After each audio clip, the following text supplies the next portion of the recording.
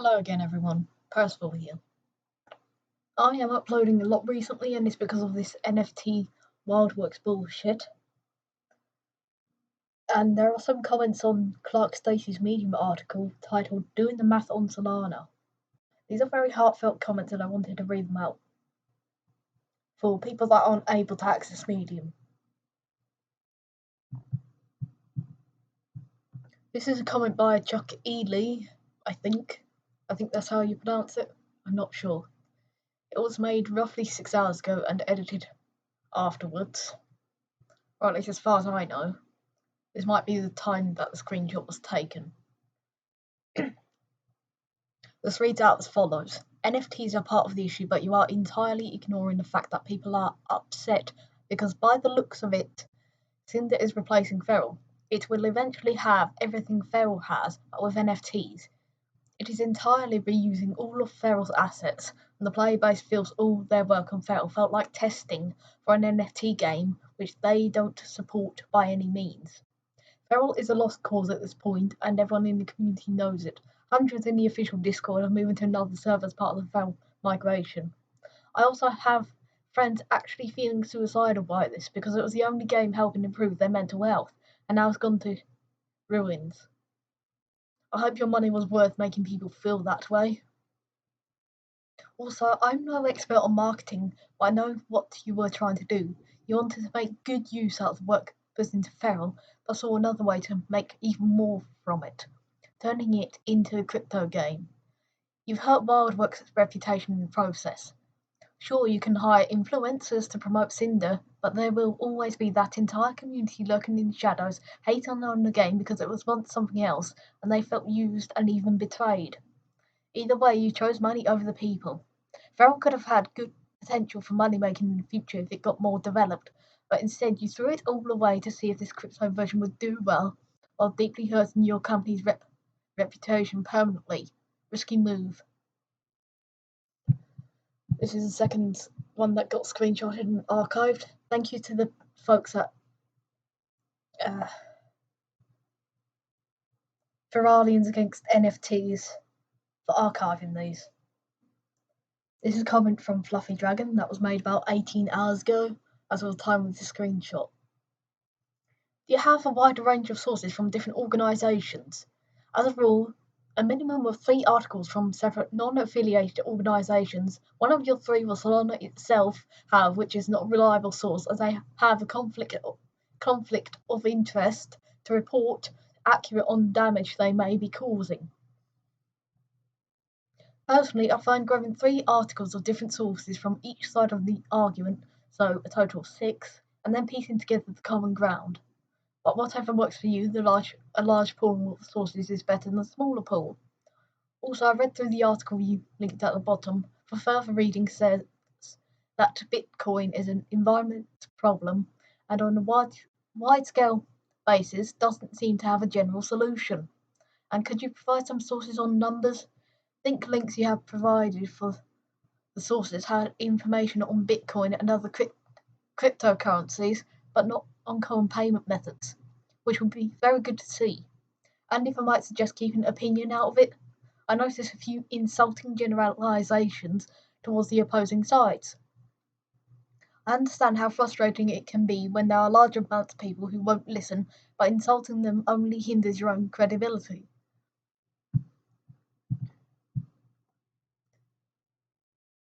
This is a reply from Stacy. Notice how he likely hasn't replied to the one made by Chuck Ely. And he says, oh, hang on. This was made about 13 hours ago at the time of the screenshot. He says, per transaction energy cost can be derived by dividing total network energy used by total number of transactions for each payment method under consideration. I rely on the energy use figures provided by Solana, Visa, PayPal, et al. Because they are commissioned by independent auditors. I link to Solana's. And sure, I suppose all of the auditors could be lying, but with Solana, at least we can get a gut check on their numbers by looking at the number of validators active on their network, their individual transaction processing capacity, and the hardware configuration that capacity implies. From that, we can derive a fairly good estimate of each validator's energy draw in watts. It's much easier to come up by up-to-date numbers for Bitcoin energy use because of the volume of academic research that's been published on the subject. Google Scholar and Statistica are both good sources. My purpose here is not to persuade those determined to hate this technology. I promise to explain the data I used to evaluate the environmental impact of adopting Solana NFTs in Cinder. I am fulfilling that promise.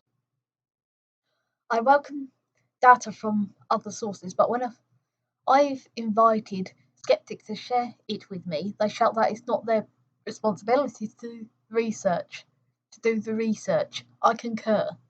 But if they won't join me in seeking fact-based arguments for or against, I have nothing further to say to them on the subject. Oh, so he's a facts not feelings guy. Great.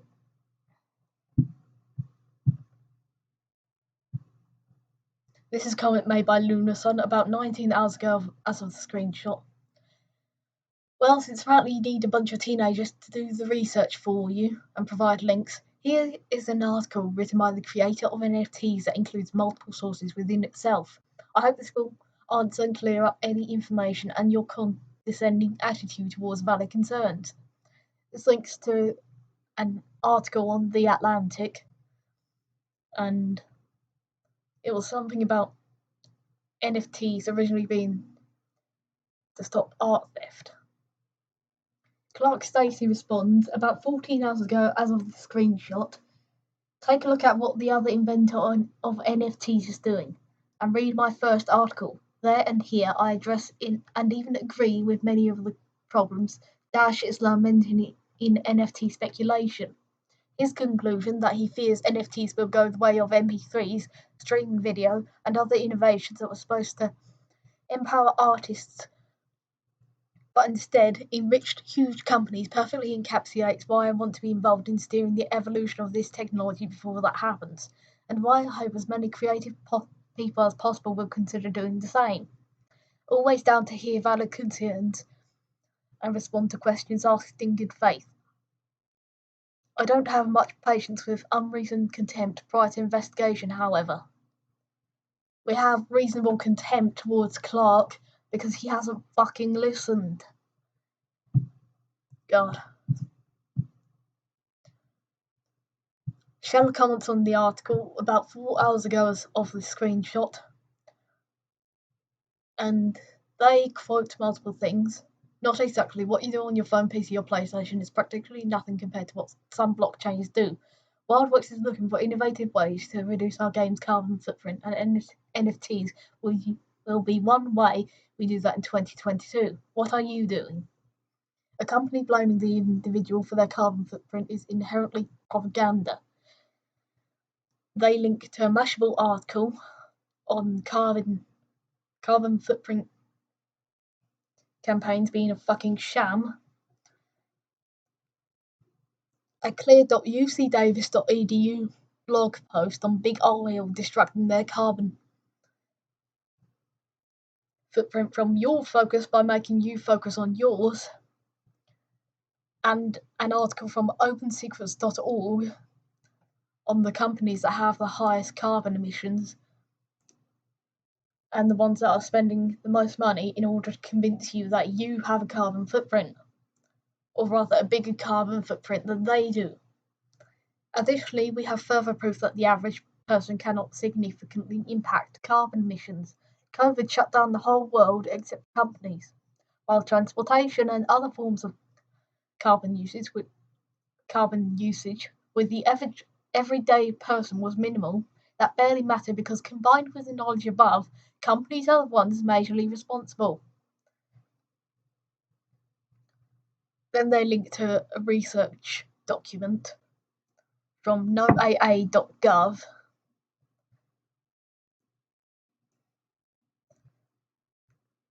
And this says, despite pandemic shutdowns, carbon dioxide and methane production surged in 2020. Then they say, in conclusion, a personal carbon footprint is a sham and is propaganda. Blaming children and young adults for the mess that companies put us in is inherently wrong. I agree with them.